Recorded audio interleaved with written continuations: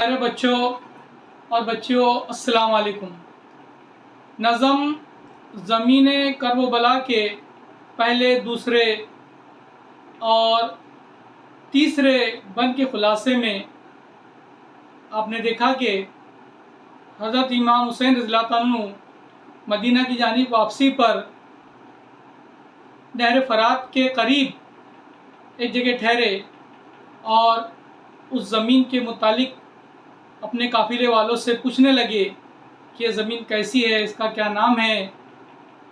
मैं ऐसा लगता है कि मैं इस ज़मीन को हमेशा से पहचानता हूँ, अज़ल से पहचानता हूँ।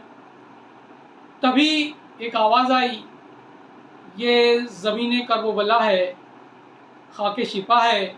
ये सुनकर हज़रत इमाम हुसैन का चेहरा ताबनाक हो गया, रोशन हो गया। उन्होंने अपने काफ़िले वालों से कहा कि ये सहरा, ये दरिया, ये तराई, ये वादी सब हमारी है।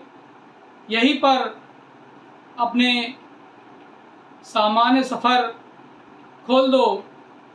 हज़रत इमाम हुसैन के काफ़िले वाले चूँकि हज़रत इमाम हुसैन के फरमाबरदार थे, इसलिए उन्होंने अपना सामान सफ़र उसी जगह पर खोल दिया और उन मुसीबत के मारों ने इस सरज़मीन को अपनी इबादतगाह बना लिया। इसी पर सजदा किया और यहाँ पर अपने खैमे लगवा लिए।